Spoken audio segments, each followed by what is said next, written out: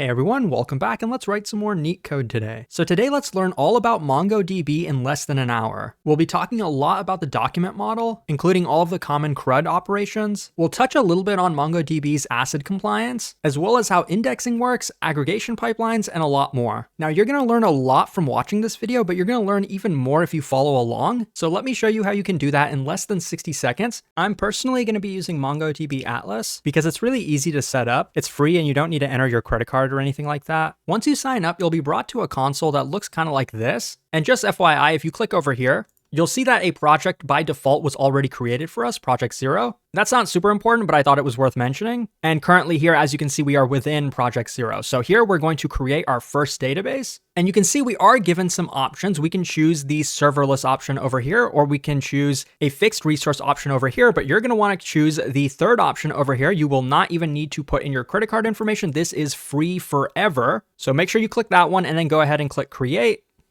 And you can see it's provisioning our database instance. And while it's doing that, let's go ahead and just put in some database credentials. You might want to do something more secure than me, but I'm just going to put test and 1, 2, 3, 4. I might as well show it to you. And just in time, our cluster is finished provisioning. So I'm going to go ahead and scroll down. Here we can whitelist our IP address if we want to, but we're not going to need to do that. Actually, you probably will need to whitelist your IP address. In my case, you can see it says 0000. That will basically whitelist every IP address, which is what I recommend you do as well, at least when you're playing around with this. But let's continue. So I'm going to go ahead and click finish and then go to databases. It tells us that our password was found in a data breach, but our password is just 1234, so we're gonna ignore that. And it's just that simple. So we already have a database instance set up in just about 60 seconds, and it's deployed and we can connect to it. But before I do that, this kind of UI, this console is a bit confusing, so let's quickly just go over the basics. First, let's see our data itself. You can do that by clicking Browse Collections. And lucky for us, our database is empty. So we start with a clean slate. Let's load some sample data. There's a single sample data set and we're just gonna go ahead and load it. It should be pretty quick. But while that's going, let's talk about the concepts within MongoDB databases. There's two key words that you really need to know, and those are collections and documents. The relationship between them is pretty simple. A collection is just a list of documents. It's a bunch of documents. One collection that we're actually gonna be looking at today is listings. For example, Airbnb listings. Now there's probably going to be several listings, so we will have a document for each listing. For example, I might have some property that I'm putting up for rent in Seattle, Washington. You might have some property in a different location. Each property will have its own document, and that document is going to be very flexible. If you're coming from the world of SQL, documents are meant to break away from the rigidness of SQL tables. And the biggest way they do that is by not having schemas, which basically means that data can be stored in a very unstructured way. Now, I think our data is probably done loading, so instead of just talking about it, let me actually show you what it looks like. Here you can see that we loaded the 9 sample collections. Each of them is stored under a separate namespace. For example, we have restaurants down here, which has 2 collections in this case, the neighborhoods collection. Let's take a look at that. Here we're gonna get a quick preview of the data. We can see some basic information about this collection. For example, how much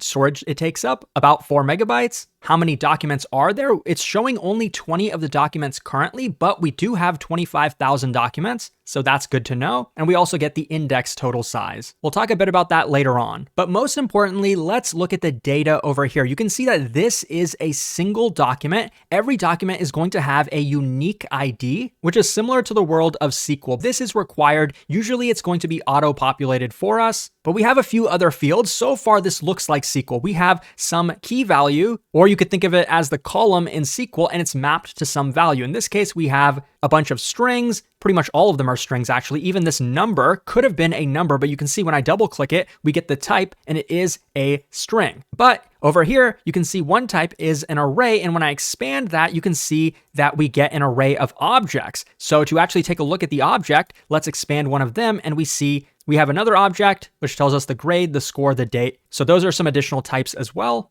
So to summarize, MongoDB documents are essentially JSON objects. They're unstructured, they don't have a schema, or at least the schema is optional, as we're gonna see in a little bit. And also the concept of relations does not exist in the same way for MongoDB as it does for SQL databases, though there are still ways to implement relations, which we will talk about. And just to wrap things up real quick, let's take a look at the neighborhoods collection. You can see that the data is a bit different. each document is quite a bit smaller. At least on first glance, you can see that we do have a geometry object. When we expand it, we get some geometry information, which we can further expand. And you can see that this object can get highly nested, and a document essentially is an object. That's why I called it that. And a document can grow arbitrarily large, but I think the max size of a MongoDB document is about 16 megabytes. Now, before we step back and actually look at some code, I want to quickly mention that from within this UI, you can actually do a lot, probably more than you would like to do. You can see there's quite a few options here, but let's focus on the basics. You can see that if we wanted to insert a document into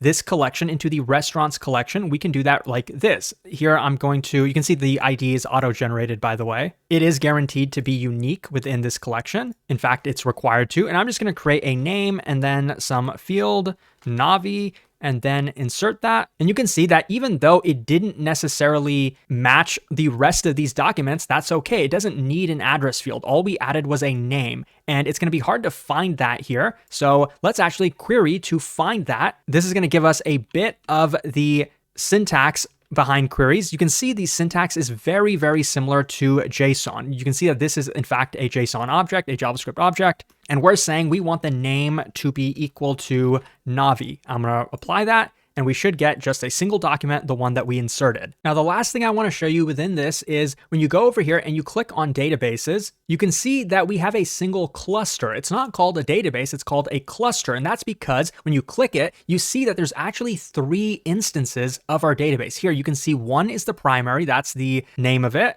The next one is the secondary, and then this is another secondary. If you're unfamiliar with how databases work, the idea is not exclusive to MongoDB. It's about databases in general, and that is that we can create copies of our databases, aka replicas. And the reason we would want to do this is because we want to add more resources to our system. We might be getting a ton of requests, for example, high throughput, and we want to be able to scale those requests, so we horizontally scale our database. Now, what's the significance of primary versus secondary? Well, there are many ways of cloning databases, aka replication. By default, MongoDB will create one primary database, aka the master or the leader, and it'll create 2 secondary databases, aka the slaves or the followers. So every time there's a write request, the write will immediately go to the primary instance, and that same write will then be copied to the secondaries. So in this case, you can see that the writes are definitely not being scaled. The bottleneck is still the primary instance, but when it comes time to read data, we can read from any of the 3 instances. So in theory, we should be able to scale our reads by a factor of 3. And not only scale, but by doing this, we also sort of created some backup databases. So if for some reason there was a hardware failure on the primary instance, one of the secondaries would still be able to take over. And ideally, we wouldn't have lost a lot of data. Now, finally, let's write some code. The first thing you're going to want to do is install MongoDB Community Edition. It's completely free and should be pretty easy to set up. So next, you're going to want to head back over to MongoDB Atlas, go to your cluster, click Connect over here, and you're given a bunch of options to connect to your instance. You could do it from some application code, for example, Node.js or Java. And there's also a bunch of other options as well. The simplest way is to use the shell, which is a JavaScript CLI tool. And we're actually going to be doing that within Compass because I think it's a bit easier. So we're going to click Compass. And you're going to want to click, I already have MongoDB Compass installed. You should have installed it when you installed the Community Edition.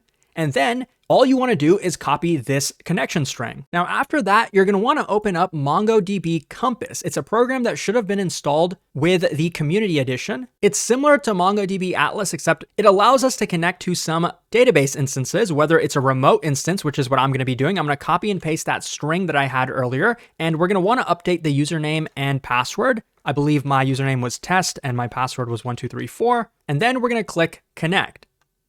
And there it is. Now you can see all of that data is here. For example, the restaurants that we were looking at, we can now click neighborhoods, restaurants. It's all here. It's all local, but this data itself is not actually hosted locally. For example, I'm going to over here find the field that I created that had a name of Navi. And then I'm going to edit this. And now I'm going to change the name to Navi and just adding some eyes, I guess. And then I'm going to click update, and you're going to see that this was not a local operation that we did. Going back to Atlas, I'm going to go back to the collection. I'm taking a look at the restaurants, and I'm going to do the exact same query, and we're not going to find the document. There's nothing. But now if I add a few more eyes, we now do find the document. So basically, long story short, just because this data looks like it's local does not mean we are updating local data. This is our production database. Okay, now finally, with all of that out of the way, take a look at the bottom of your screen. You have this Mongo Shell program. If you click the arrow on the right side, it should expand and you can make it bigger if you'd like to. And that's what we're gonna do here. So this is the MongoDB Shell program. You can also run it from a separate terminal by running Mongo sh. It stands for Mongo Shell, as you can guess. A shell is just a program, which is a wrapper around another program. So Mongo Shell allows us to interact with our MongoDB database instance. And the reason they call it a shell is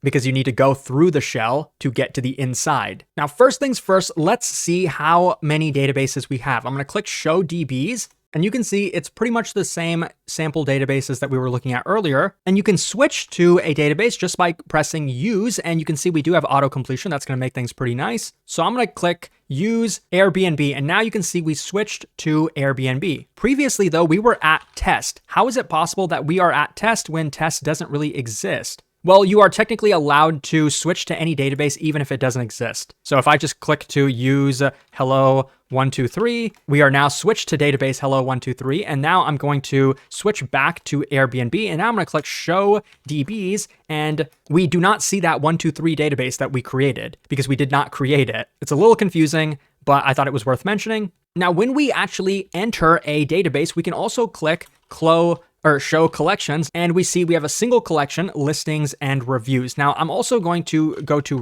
restaurants, I believe, sample restaurants. And now I'm going to click show collections, and we have two collections here. So you can see that this is specific to the current database. So heading back into sample Airbnb, we can also create collections pretty easily, like db.create collection. DB is going to be the keyword we use for pretty much everything. So get used to it. Let's create a collection with the name people. And we did get the result. It looks like we were successful, but let's prove it. Let's say show collections. And yep, looks like we have two people. Now we can also delete a collection like DB and get the name of the collection, which in this case is people, and then drop it just like this. So it looks like that was successful as well. Let's confirm by showing our collections. We only have a single one now. Now for actually looking at the documents themselves, we can type db.find. Well, before you do find, let's get our actual collection, which is listings and reviews.find, and this will actually return all of the documents within that collection. So to actually kind of show you, it's doing pretty much what we had here, where we are listing all of the documents. Technically not all of them. You can see there is a soft limit. There are 20 of them listed at a time. We could continue iterating through them if we wanted to though. And that's similar to what we have actually done here, believe it or not. The find command did not list all of the documents. I believe it listed 20 of them. And if we wanted to continue listing more, we could type in iterator or it like it prompts us to do here. And that will, I believe, give us 20 more. But you probably aren't going to be interested in that. You probably want to actually query the documents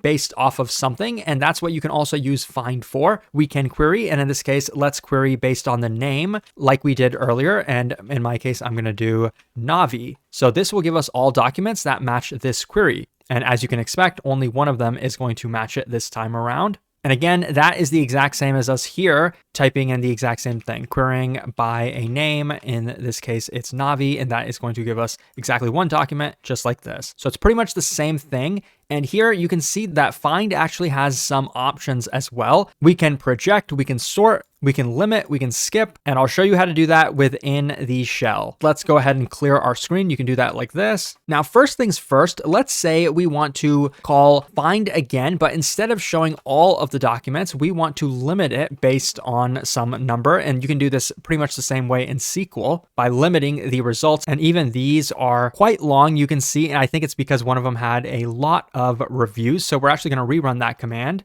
And this time we're going to call limit 2. That gave us 2 more documents. Well, those documents are long too, but I think you get the idea, the fact that we can limit the output. We could limit it all the way down to 1 as well if we wanted to. And we could also join that with a query. So for example, here, let's actually filter this by property type. And let's see if I can type it correctly the first time around. Apartment. Let's see what we get. So we did get a couple properties, and scrolling up here, to where we actually ran the command. And then right below that, you can see that the first property here is definitely an apartment. And I believe the second one is as well. So that's another pretty basic query. We can get a bit more interesting though. Clearly our output when we run this command is a bit too large. We're getting a ton of fields. What if we wanted to limit the fields? What if from this data, from a single document, all we really care about is, let's say, the name and maybe the URL, for example? How could we fetch only these two fields using our query? Well, similar to SQL, we just basically have to pass in which fields we actually want. And in our case,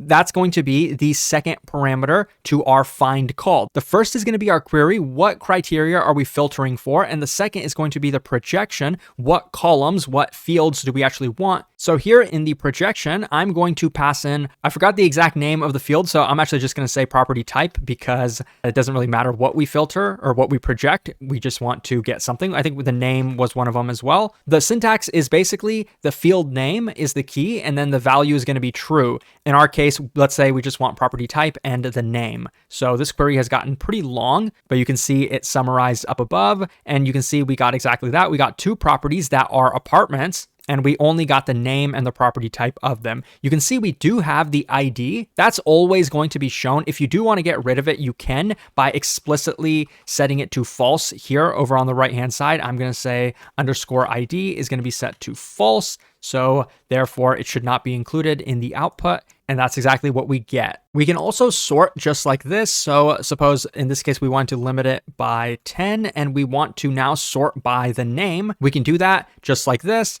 And we say 1 when we want it to be, whoops, that's not a bad mistake to make. So here, now we do not want to filter. So for the first parameter, we can pass in an empty object like this. We're not filtering for anything, but we do want to project only the name. And now we want to sort it by the name in ascending order. So now you can see we did get exactly that. And it looks like there's a bunch of names that are empty. And of course, those are going to go at the beginning. So to make this a bit more interesting, let's actually rerun that exact same query like this, except instead of sorting by the name, let's sort by the ID. So now running that, you can see each of these is sorted by the ID in ascending order. If we wanted to do it in reverse, let's do exactly that. And I'm actually not going to sort by the ID this time. I'm going to sort by the name in reverse order. Now you can see we are getting some interesting outputs, but that's probably what we expect because these characters probably go at the end of like the English alphabet, or at least that's how we consider them. And if you wanted to, you could also skip some of them. So in this case, I'm going to skip the first one. I'm going to rerun the exact same query,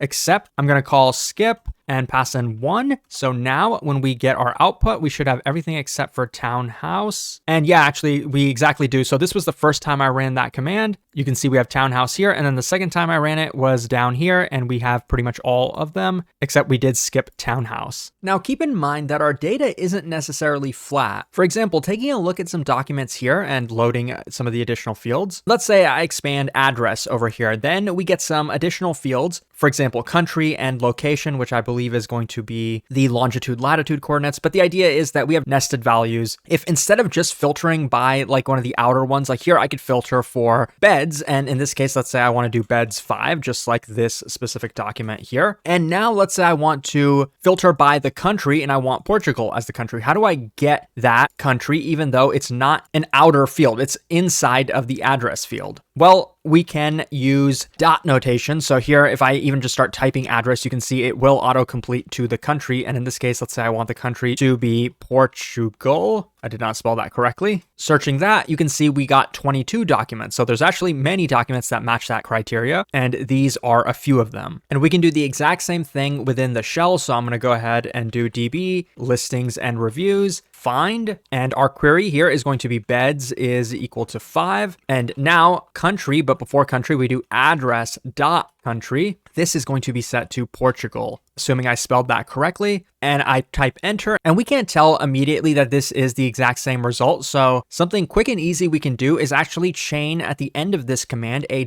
.count. It won't show up when you try to type it because it's actually deprecated, but we're doing it just for illustration purposes. So .count will give us 22. So there's 22 documents in this query. So now let's look at inserting data into the database. And actually, we already did that when we were looking at MongoDB Atlas, and you can do it in a very similar way in Compass, which is what we're inside right now. You can just click on the Add Data button and then click Insert Document, and you can go ahead and add all of the fields that you'd like. So in this case, let's just add another person with a name, and let's just make them Navi as well. So we have 2 Navis in our database. We were missing a comma over here, which is why we were not allowed to insert previously, but now we have gone ahead and inserted that. And we can do the same thing within the code as well. And that's going to be just like this, db.collectionName, which in this case is listings and reviews. And then we're going to say insert, and you can see there's 2 options, insert one or insert many. We're going to do insert one because we're just going to insert a single document. Same way, name is Navi. So now we should have 3 documents with a name of Navi. Let's go ahead and change this to find to confirm. Well, actually now there's 2 of them. Okay, not a big deal. It looks like this is the one that we just inserted right now. It's down here, and the other one that we inserted must have been the other one. Notice that the object ID, the document ID, is auto-generated for us. We can also insert multiple documents at the same time. That is, of course, with the insert many function, and that actually takes a list, an array.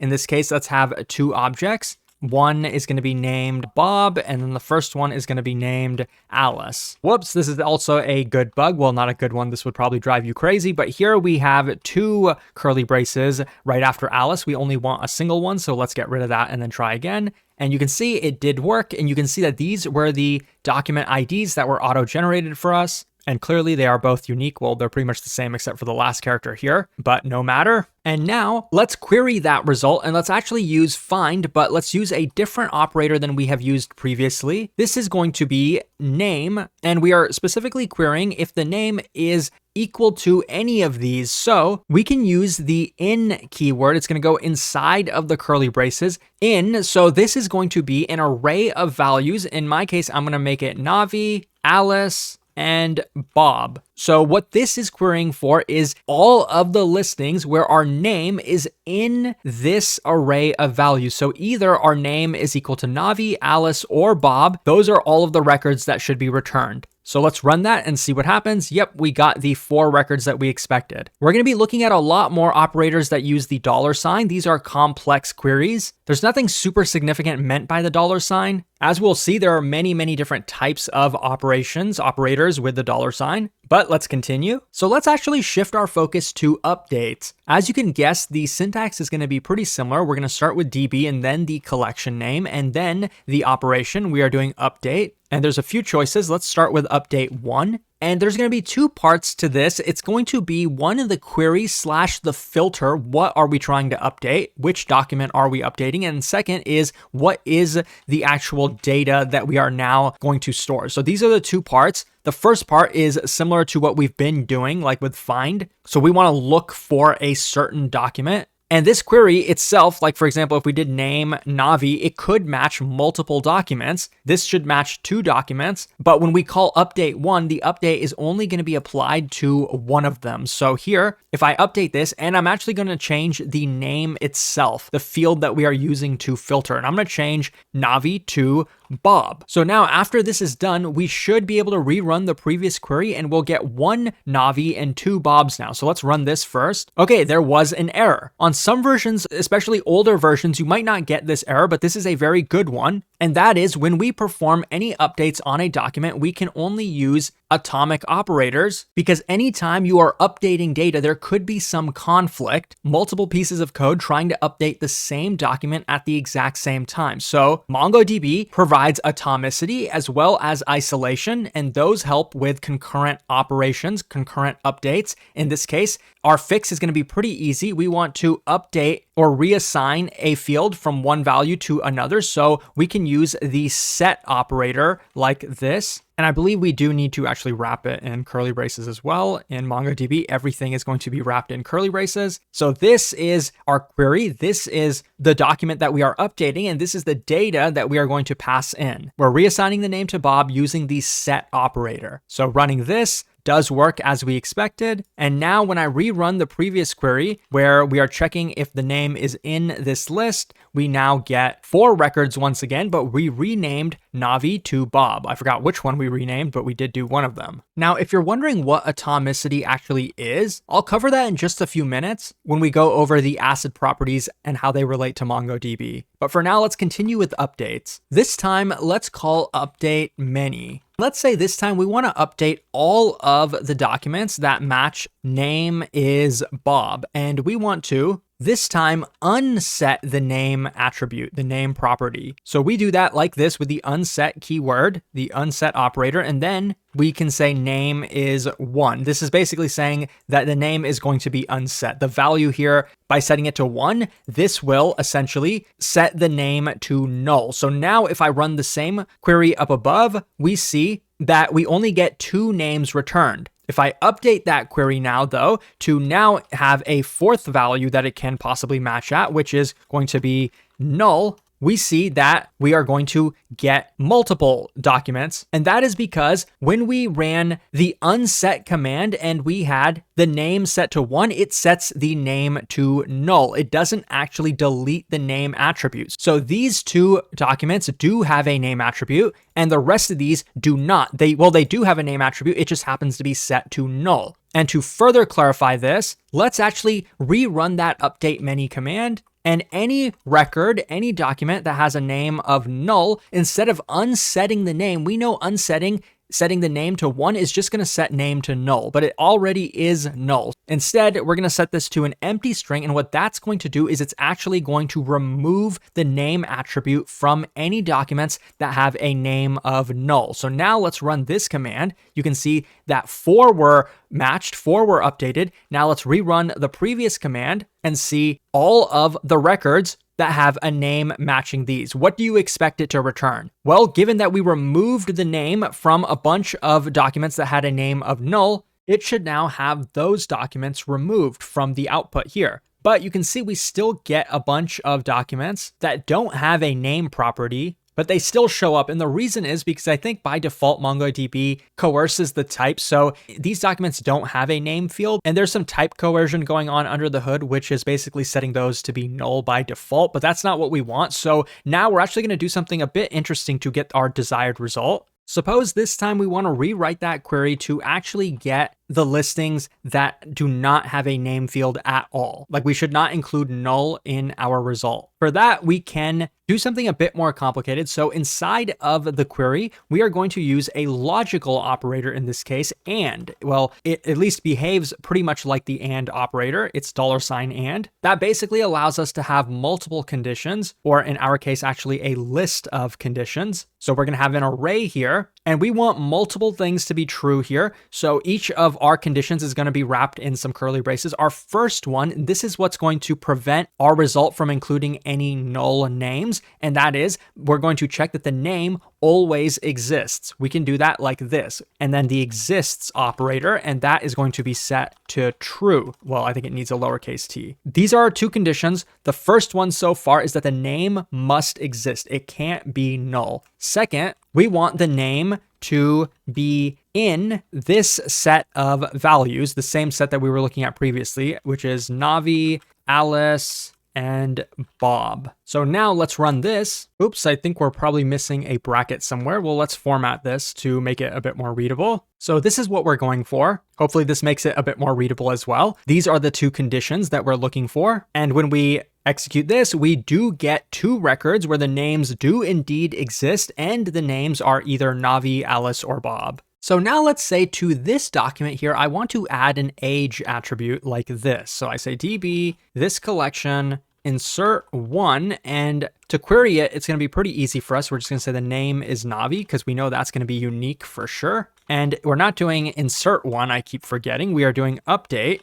1, and for this document, we want to add an age attribute where let's say the age is going to be 25 and it's going to be a string. Again, we want to do atomic operators. I always forget that. In our case here, we're just going to use the set operator once again. So we'll add a wrapper curly brace and then set this. This is basically the data that we want to add. And now executing that, we see that it was successful. And when we run the same query As previously, we get an age of 25. That's pretty straightforward. So now if I want to run find based on this age is 25 and it's a string, if I run that, we get the document that we're looking for. But if I run the same query, except I make the age a number, I'm not looking for a string 25, I'm looking for the number 25, we don't get anything. That's because types do matter. Yes, we don't have schemas in MongoDB, but the types, the values, and their corresponding types do matter. We have strings, numbers, dates, Booleans, we have all kinds of data types, and they do matter. If you don't believe me, let's quickly take a look here. You can see that the types definitely are recorded here. And when you open up the dropdown, you can see we have all kinds of types, including undefined, including null, including arrays, including objects,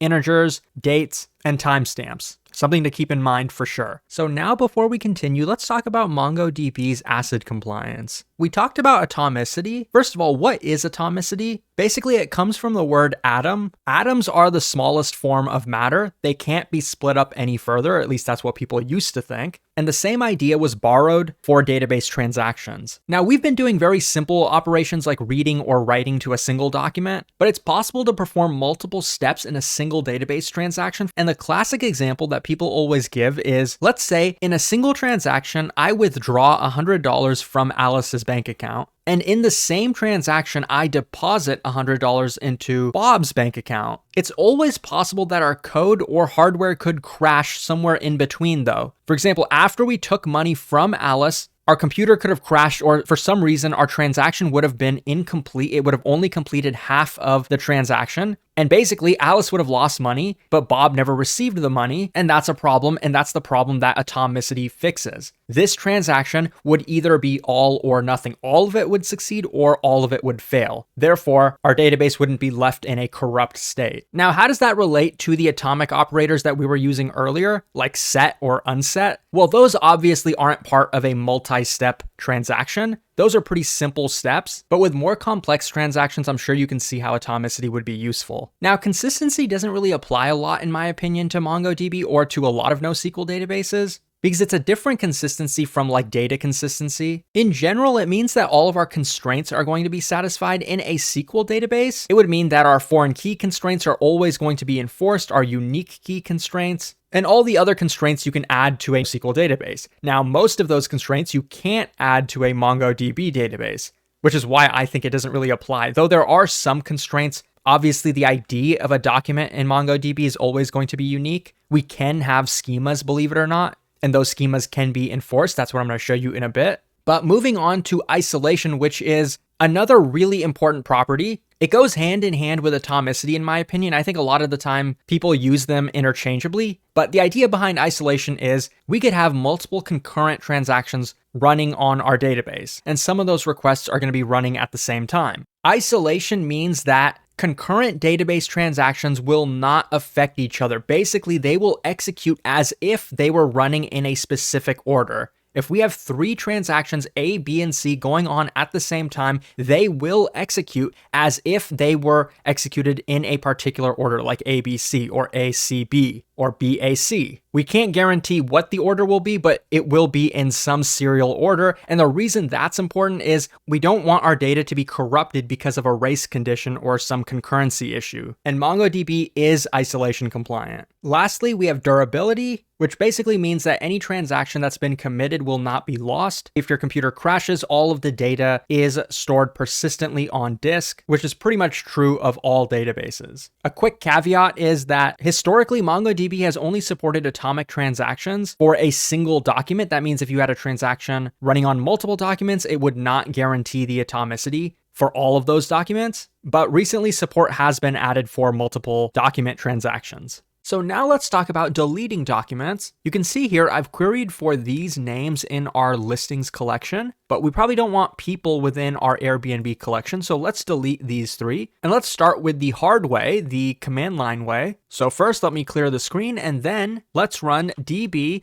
on the collection. And then let's see what kind of delete operations we have. We have 1 or many. Let's start with 1, and let's delete Alice because we know there's only a single Alice. And her name is, of course, Alice. and I made the rookie mistake of actually calling delete. We want to do either call delete one or delete many. And in this case, we deleted one. And now if I go back to the data and I rerun this, find, we see that Alice is gone. Now we have a couple Navis left. So let's get rid of those as well. And we can do those pretty similarly. I'm going to just run db listings and reviews, delete many, and similar query here. Name is going to be Navi. So now let's run that, and we deleted two of them and they should be the correct one. So let's rerun this, and now we see nothing is there. So now I'm going to reset this query, and I'll show you how to do it within the UI. It's just as easy, but it's probably a little bit less powerful, because you can't necessarily query and filter for exactly the documents that you want, and you have to do it one by one. Here, to delete a document like this one, here you can see the remove button. You can click that, and then at the bottom of the document, it's hard to see, so I'll actually zoom out. After we clicked delete, this little dialog showed up where we can either cancel or confirm, and in our case, we're going to confirm the delete, and the document has disappeared. Cool. I don't think I covered how to edit documents, but it's just as simple. Here you can see the edit button. When you click on that, every field here becomes editable. You can even see the types of every single field, and you can even change the types. So for example, this ID, it is a string, but it looks like to me it can be converted to a number, an integer specifically. And if we try doing that, it actually does work successfully. But I don't think this one is going to work when we try changing a name like this one into a string. Let's see. And it does kind of give us a warning that we probably shouldn't be doing this. And not only that, but it does block us from updating this document. So I'm just going to reset that back to a string, and then I'm going to complete the update. And it shows us the one field that we cannot update is the ID. So another thing that we just learned, and instead of doing that, how about we change this minimum nights and maximum nights into numbers, because they probably don't need to be strings. Let's change them to 32-bit integers. And then let's change the object ID back from an integer back to an object ID type over here. And now we should be able to complete the update. I think it still thinks that we are changing the object ID, which is why that's giving us an error. So I'm going to cancel and then re-edit this document. But it's always good to have live errors like this, because I imagine that you guys are running into these types of things, and it's always good to do them live. So now let's change this once again to an integer and calling update. And you can see it was successful. Third time is the charm. So I mentioned earlier that NoSQL and SQL databases are becoming more and more similar to each other. And I want to spend the rest of this video focusing on these features that were traditionally only found in relational databases. And let's start by talking about schemas. As you may know, JavaScript is a dynamically typed language, but recently TypeScript has become more and more popular. That's because as the JavaScript community learned and the MongoDB community learned, static typing can be pretty useful. And that's pretty much what schemas add to MongoDB. They're optional, which is why we haven't used them up until this point, but they can be pretty useful and they're pretty easy to use. It's best to create a collection with a schema from the start. It's a lot harder to add a schema to an existing collection, so we're going to be creating a new collection. We are currently working in the Airbnb database, so I'm going to be creating a collection for the hosts. These are the people that actually list the properties themselves. The first parameter is the name of the collection, and this is how we would normally create a collection, but the second optional parameter is the schema. So I'm going to press Shift Enter so that we don't submit this. We do want a non-empty schema. Shift Enter is the reason why I'm able to create this white space, if you are unfamiliar with that. Mainly, we want to add some validation logic, so we add the validator field here, and that's going to be an object which has another field that is pretty important. It's called JSON schema. Within this, we define what we want our schema to look like. In our case, there's going to be a few things that we care about. One is going to be the type of the document itself. Pretty much every document is going to be of the object type. So when we say BSON type, remember BSON just means binary serialized JSON. It was created by MongoDB, and for our purposes, we just assume that it's pretty much like JSON. That's one. Next is going to be what fields are always going to be required for this collection. Every document added to this collection must have this field. And we're only going to add a single one this time, and it's going to be email. Every host needs to have an email address. And the reason we don't have to put ID up above is because it's always required by default. Now we're going to type out what we want the properties to actually look like. We know we're going to always have an email property, so let's start with that one. Here, we're going to say that the email should look like this. It should be of type string. So we say bson type of the email is always going to be a string. And next is going to be the description. This is basically just describing what the field is. And in my case, I'm just going to put this must be a string and match email formatting. But right now, the only restriction we have placed is that this must be a string. We're not enforcing that it must look like an email address, that it has to be of the format of an email address. So let's add something here. This is an overly simplified one. Basically, we can add a regular expression here under the pattern field, and we're going to say it needs to be of MongoDB.com, and then adding the $ at the end to make sure that this is a regex. This will make sure that the email has to be at MongoDB.com, but we could have made it more general if we wanted to. The point is that we want an email to look like an email address. And we're going to have one more field here, and that's going to be the phone number. And this one's going to be pretty simple. We just want the type to also be a string, and we can put a description here, which I will just say must be a string. And this is not necessarily required. If we wanted to make this phone number required, we wouldn't add anything here. We would add it to the required array up above. And we don't really care what the phone number looks like as long as it's a string, though we could have added some additional validation logic here if we wanted to. This is our entire schema. So let's go ahead and run it. And of course, we did have a typo. Instead of calling it properties, we should add the T. This is properties. So now let's rerun that and we can see it was successful. So to confirm, let's say db hosts.find. It should be empty, so there's nothing quite inserted yet. Let's go ahead and test it out. Let's try to insert into this new collection with an actual schema. So let's try to insert one. First thing let's try is name Navi. Do you think this is going to work? Let me ask you. Well, you're about to find out right now. It does not. Why is that? Well, when we go back to the schema that we created, we are required to have an email field. So that's number one. Let's add an email field. So instead of making this name, let's make it email instead. And let's try this. So is this going to work? You probably know the answer, but let's test it out. And it does not. Why is that? Well, it's because this is not in the form of an email address. So what we could do is do something like @neatcode.io. That looks like an email address. This is not going to work either though. And the reason is it must be an email address of this form. It must be at mongo.com. So let's change that to this navi@mongodb.com. And we have that one required field. So now this should work, and it does. Now, if I call db hosts.find, we get all of the documents, and there's just a single one. Now, you might be wondering, what about the other field? We did have a phone number field as well that we added, but this one was not required. If it was required, it would have been added to this array. It's optional, basically. But let's try to insert another document similar to the previous one, but now let's actually add a phone number and let's make it 123. Is this going to work? Well, if you were paying attention to the type of the phone, you would know that it actually has to be a string. And in this case, we used a number. So this is an example of why you would want to have a schema. You want to enforce the type of the phone property if we add it. Even though this is optional, when we do add it, we want it to be a string. So I'm going to change this now to a string here. And so that works. This might trip you up. What if I change this and instead of having this called phone, I call it name, and then here I put Navi. Do you expect this to work? Well, let's run it and see what happens. It does work. So now let's call dbhosts.find and see everything we've inserted so far. There are 3 documents. This one was the first one. This one was the second one with the phone attribute. This third one might not make sense. We know we're allowed to have an email. It has to look like this. And we're allowed to have a phone. It has to be a string. But what about the name? We never said anything about the name, right? This was our schema. But we are allowed to have a name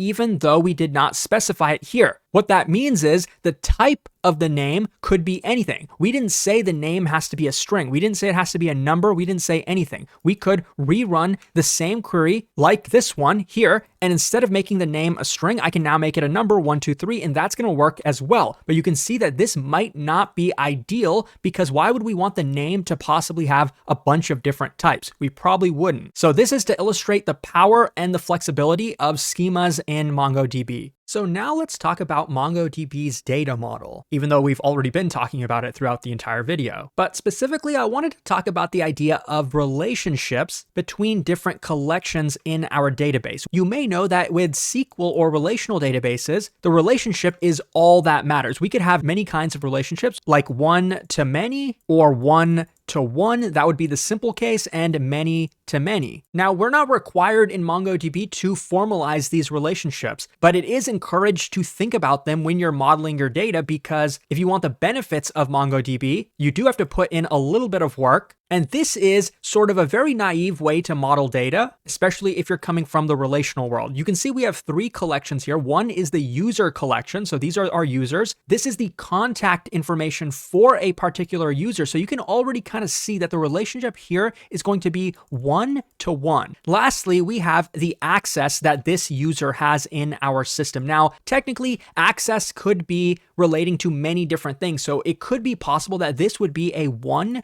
to many relationship. A single user could have access to many resources, and their level of access might be different for every resource. Like maybe they have dev credentials for the database, but they have prod credentials for the CI/CD system. Who knows? It's just an example. In this case, let's actually assume that that's not the case, that our access is going to be one to one for now, just to simplify things for us. Can I ask you, what sense does it make for us to have separate collections for contact and access if we know that every single user is only going to have a single one? Well, it might not make sense, because then when we read the user document and we also want their contact and access info, then we have to make a separate read to each of these collections. But now, if we think about modeling our data differently, and by the way, these are linked with the ID. So you can see a user has an ID, and to link this user to this contact information, we store the user ID in a separate field. So this document has its own ID here, and it also has a reference to the user that this contact belongs to. This is called linking. It's pretty similar to relational databases where you have like a foreign key. And we do the exact same thing down here with the access document. We store a reference to that user, so we can go from the access to the user. So this is one way of modeling the data, but as we talked about, it might be better for us when we read the user document to just have all of this information included in the user document. And this is exactly what that would look like. This is our user document. We have our ID, we have our username, and now we contain the contact document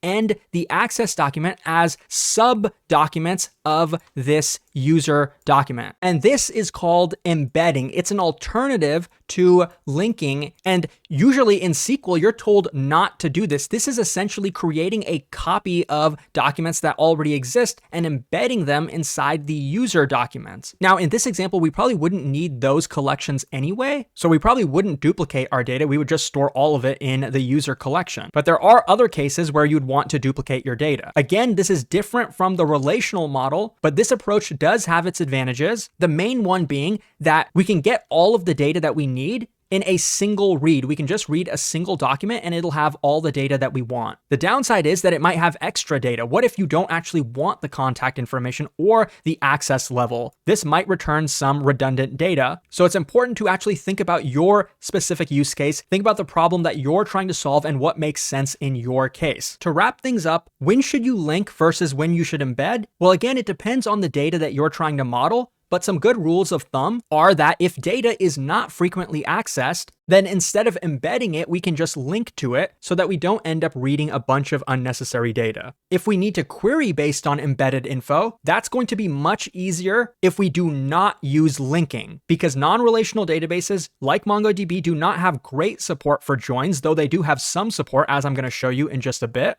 And third, if the embedding information changes often, then linking might be a better strategy, because the last thing you want is your data to go out of sync. That means you have copies of it and one becomes stale, which means that the user would be returned stale data. And this is exactly the problem that SQL databases avoid by having the data be normalized, because you can't have out of sync data if you don't create copies of it in the first place. but in some cases it is advantageous to have copies of the data. So now let's move on. So far, we've only talked about reading individual documents or maybe a subset of documents, but we haven't talked about aggregating a bunch of data. In SQL, you may know that there is the group by clause where you can aggregate based on individual fields and maybe get the summation of them or the maximum of them. And this was actually added to MongoDB. They're called aggregation queries or aggregation pipelines. You run them on your collection and you can do so with the aggregate keyword. So what's this going to do for us? Well, syntactically, it's pretty simple actually. It takes in an object and then we define the series of steps that we want to run on this collection. For example, what if we only want listings that have at least 100 reviews? First, we define our first step here.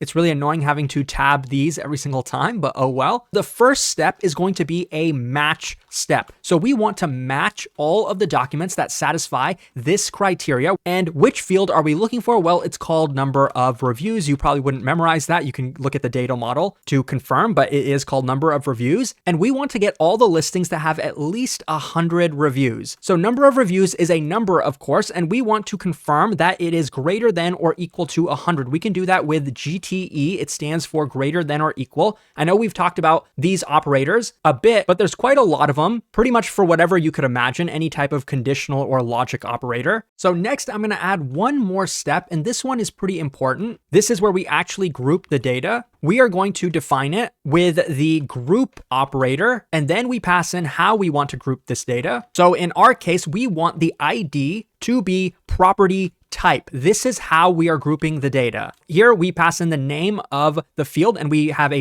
$sign in front of it, property type. So property type, we basically mean either like apartment or a single family home. I don't know how exactly it's defined in this collection. I think it might just be a home or house. I didn't spell either of those words. That's what we're grouping on. And as we aggregate all of these documents, let's say we want to get the number of documents with this property type. So we're going to call that count. And this doesn't necessarily have to be called count. That's just what we're naming it. We want to get the sum of all of these, and we can do that like this. So each document will be counted as a 1 and we'll add all of them up and we'll have the total count at the end. Let's say we also want to get the total number of reviews that this listing has. So let's call that review count. How do we aggregate that? Because we can try doing sum 1, but that's not going to give us the number of reviews. It's just going to add 1 for each document. Instead of adding 1 for each document, let's say we actually want to add that number of reviews field, whatever it happens to be. It could be 0, it could be 100, it could be anything. Let's add that here. And we do have to put a $sign in front of it and wrap it in some quotes. So then let's go ahead and run this. Okay, we get an error, and this is also another good error because it's an easy mistake to make. So when we run this, we're passing in each of the aggregation steps, but it should be an array because this is going to be a list of steps. So let's change that to a bracket, and let's change this one on top also to an open bracket. So now let's rerun this, and you can see it does work. It's hard to tell that it's working, but I think the main piece of confirmation you can have is that for all of these documents, the review count is above 100. So that's kind of the evidence that this is working. And again, to review, we are counting the number of properties that are listed with this particular property type. Bungalow has 2 properties listed, and in total, the review count for all of those properties is 225. Scrolling up, we can see house has 55 properties, and I think apartment, if we can find it, yep, down here is one of the most frequent, 286. So that's cool. Notice how we put this step though before the group step. The order of these steps does matter, and I do want to highlight that. When we added this step here, first it found all the documents, all of the properties that had a number of reviews greater than 100, and then for all of those documents, it grouped them. But we could have grouped first, which would have included every single document, and then after that filtered based on the aggregate review count. So just want to highlight that the order of these does matter. Now we can add additional steps. For example, if I wanted to sort these, that's pretty easy to do, just like with find queries. So here we add a step for sorting. Suppose we want to sort based on the count, and we can do that like this. And let's say we want to do it in descending order from highest to lowest, we would put a -1. If we wanted it to be ascending order, we would just put a +1. But I'm going to do -1 and run this. And you can see now they are sorted by the count. It's not super clear to see because all of them have like a tie. At the top, we have apartment, then house, then condo. So that works as expected. We can do a bit more when it comes to actually aggregating. We can also get, let's say, the average price of a property. And we can do that like this. Let's create another field in the output and let's get the average price. I'm calling it average price. You can, again, call this whatever you want, but the actual values that we want are to take the average of the price field. So price is a number. I believe it is a double. Just like with the values above, we want to add a $sign here and then wrap it with quotes. So now let's run this, and you can see here, it's a decimal 128, which is fine. These are nice clean numbers because we only had a single property, but as we scroll up, you can see we get a lot more decimals. And let's say we don't want all these decimals. Perhaps we want to round up to the nearest dollar. We can update our query to do exactly that. This time, we'll need to add another step. This is called the projection step. Here, we defined how we wanted to group our data. And in the next step, we define which fields we actually want to keep. In our case, we want to keep all of these. Like we want the ID to be in the output. So we would put ID is 1. The 1 is basically to signify that we want to include this, and we actually want to include all of them. So let's add a 1 for all of those fields. Count, review, count. And finally, let's do average price, and we could put a 1 here, but that's not going to get us what we want. We want to round this value up. So here we put another step called ceiling, so getting the rounded up value, and we want to do that for the average price. You might think, well, can we just call this on the price field like we did up above? No, we can't, because we want to round up the aggregated value, the new value that we created called average price. We want to round that guy up. So we call this average price, not the regular original price. Now let's run this. So this looks right, except there's one pretty dumb mistake that I have here, and that is for this step, we do need to call it the projection step, just like this. This probably makes it simpler. I probably should have had that from the beginning, so sorry about that. Here is where we want to add all of these fields. So just like this. It's a bit of redundant code, but this is kind of like your select part in SQL. Like you can aggregate, but then you might want to select like a subset of the actual fields. It's just that I think the order of this is more intuitive compared to a SQL query because the order is the same as the order that this is going to be executed in. Whereas SQL queries, the group by actually goes at the end of the query and the projection is at the beginning. Now let's go ahead and run this. And you can see that we get the output that we were expecting. All of the prices are rounded up. So this is the power of aggregation queries. It's starting to feel a little bit like SQL, isn't it? But I do want to say that the limitation of these queries is that while they do support some very basic joins, as I'm going to show you right now, it's definitely not quite as powerful as regular SQL, where you have a bunch of constraints and you can do a bunch of complex joins and then aggregate all of that data. So then how do we actually do joins in Mongo? Well, we have to use the lookup operator. And to do this, we're actually going to switch to another collection, another database, and that is the analytics database, because this one, as you can see, actually does have multiple collections. We are specifically going to be looking at the accounts collection and the transactions, and let's actually take a look at the data itself for a second. So you can see here that the accounts are actually pretty simple. And the main field that we're going to care about is the account ID, which here is not necessarily the same as the document ID. And every transaction, which we have here, also has an account ID because only an account can actually perform a transaction. So this is a pretty simple relationship. It is a one-to-many relationship. One account could have many transactions, but one transaction is just going to have a single account. So now if we want to perform a join, we have to use the aggregate operator. Firstly, let's run this on accounts. This is the collection that we're starting at. This is the collection that we're going to run the aggregation pipeline on. And we're just going to have a very simple step. That reminds me that let's actually have some brackets here, because we need to do that when dealing with aggregation pipelines. So now we are going to use that lookup operator that I was talking about, and this is going to define how we want to join our data. The fact that we're running this aggregation on accounts already means we're joining the accounts collection. And which collection are we joining accounts with? Well, that's what we specify in the from field. So we want to join accounts with transactions. And then we have to specify what are the fields that we want to join the data on. One is the local field. That's for the accounts document. Well, it's going to be account ID. And similarly, for the foreign field, we also want to get the account ID. Now, this is not going to do quite what you would expect. And there's one more line I'm going to add, and it'll be easier to explain once we actually run the query, but I'm going to say as, and here we get to choose our own name. I'm going to say customer orders. Now, when we run this query, after a second, you can see we have a bunch of data. And specifically, I'm going to scroll all the way up to one of these documents. So we know the account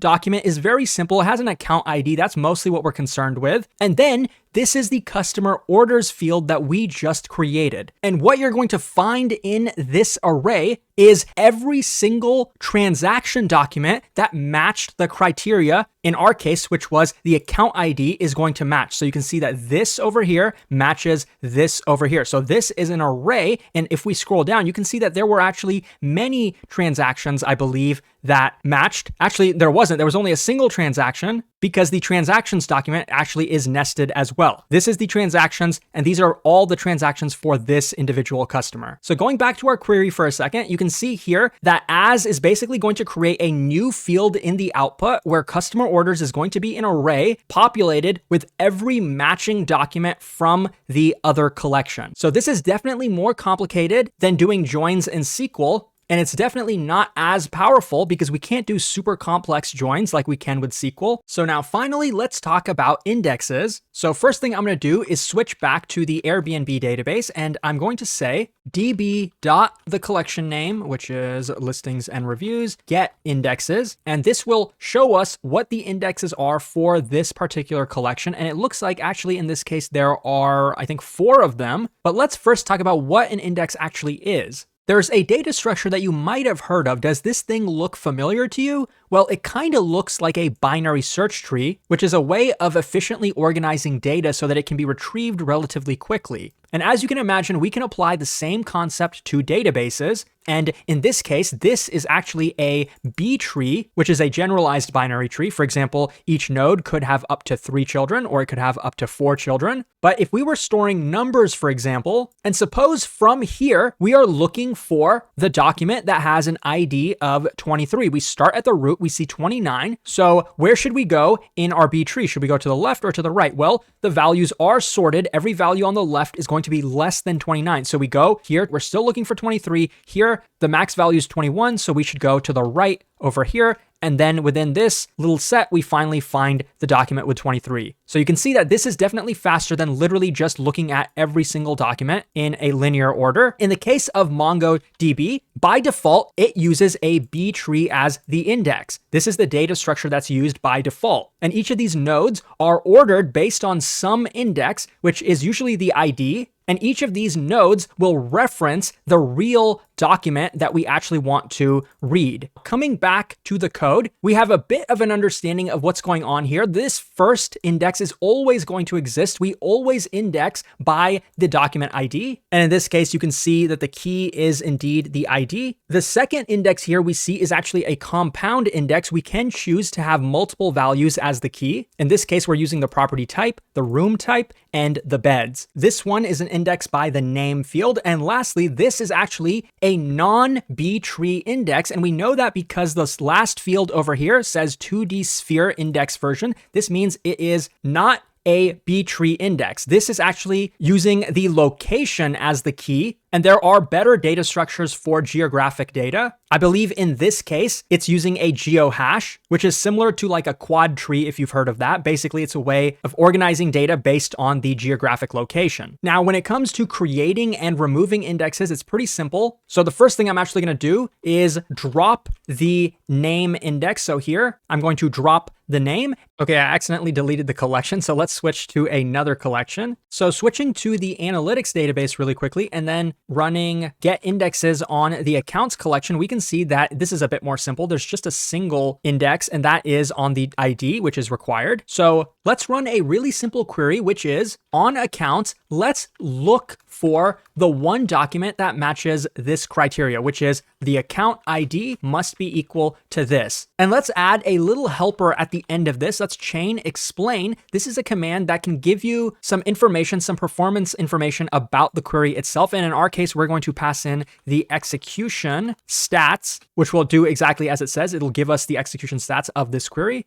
And we get a type error, and that is actually because the type of the account ID is going to be a number, not a string. So let's rerun that. Okay, so the error was that we had a find one, but you can't call explain on that because it just returns one anyway. So we want to call find. So running that, we get this output. And skimming down to the execution stats, specifically, we care about the total docs examined, and it looks like it had to search through all 1,700 to actually find the document that we were looking for. But now I'm actually going to create an index just like this, db accounts create index, and we want this to be created on the account ID field, and then we can just pass in 1. So now let's run this, and it looks like the index was created. So let's show that index, db accounts and get indexes. And we see, yep, it was successfully created on the account ID. Now let's rerun that same query that we did before, find this one document, and